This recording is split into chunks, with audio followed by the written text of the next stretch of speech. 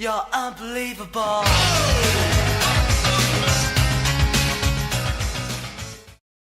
You're very impressed with yourself, aren't you?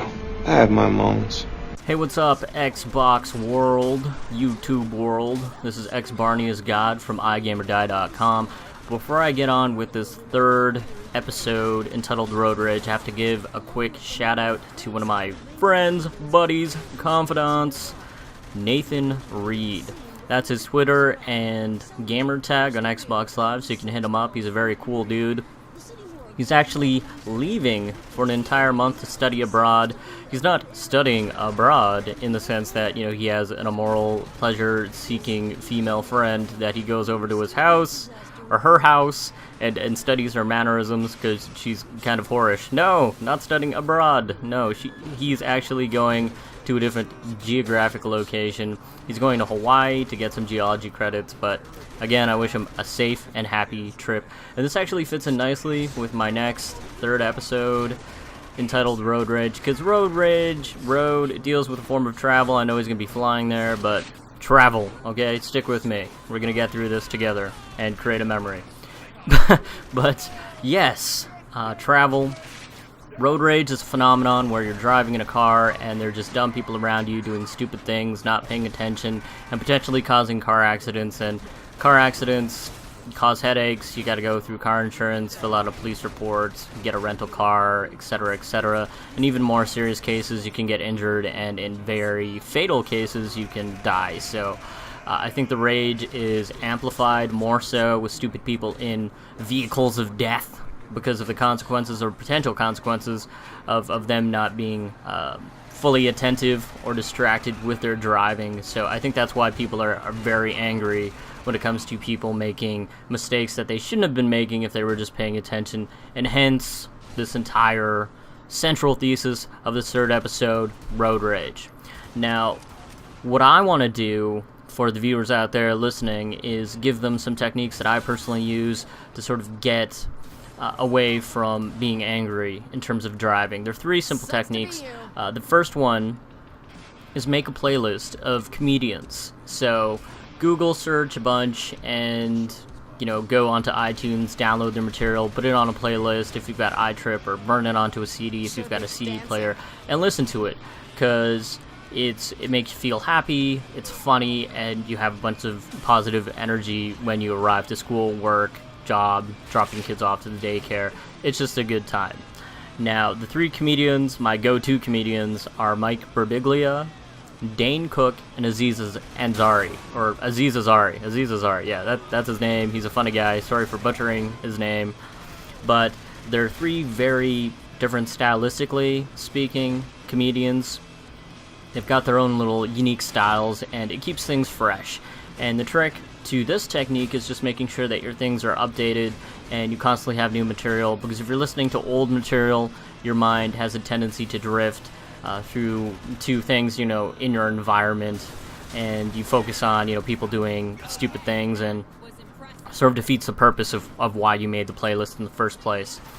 But it's good because it's some background noise. You can think about, you know, the jokes and laugh with it, but to the same effect, it doesn't distract you too much so that you can, you know, focus on your driving.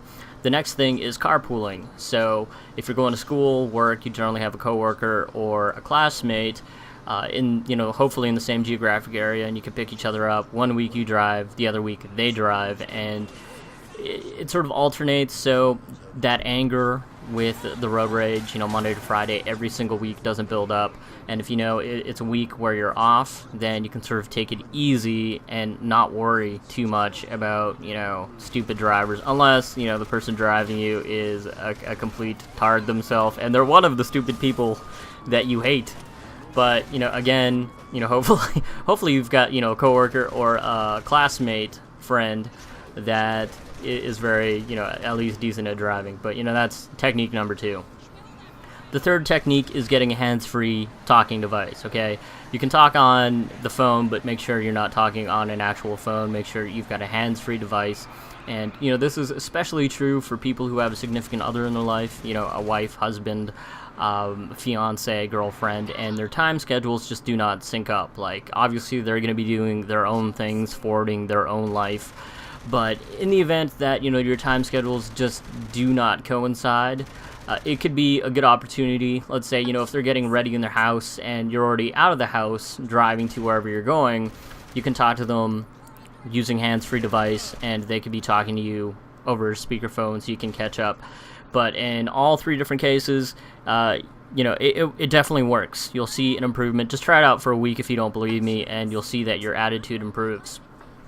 Now, a lot of people say, well, why is this necessary? Driving in itself isn't really a big deal. But, psychology, in terms of psychologically speaking, those little things in your life that cause a little bit of stress, those actually account for more towards, someone committing suicide versus, big events. Now, given there's some big events that can throw people over the edge, but in terms of probability, you're in all likelihood more likely to off yourself through, this constant chipping away at your mental psyche with these little things. So, and road rage, driving in general, is probably one of those things on the smaller list, but is bigger on the smaller list, if that makes sense. Because if you think about the time period when you're driving, it's usually at the beginning of your day and at the end of the day. So if you're driving towards work and, there's stupid people, or if you're driving to school and they're dumb people, then you're going to be in a very shitty attitude or poopy attitude when you get there, and it's just going to start off the day wrong. On the converse, when it's driving home from wherever, school, work, wherever you're going, wherever you're coming from, then you're going to have a very piss-poor attitude when you come home, right? Just because, the stuff that happened at work and school stacked on top of, this whole driving debacle. So think about those time periods, and then you'll understand, oh, hey, maybe Barney is right. I'm going to try it out. But make sure to try those 3 techniques. Again, make a comedy playlist, whether you listen to stand-up or, something else that's funny.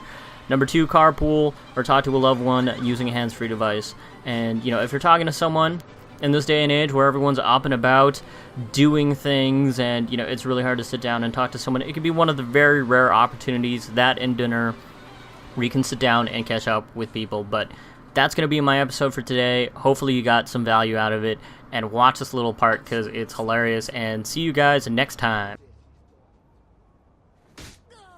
I'll remember this one.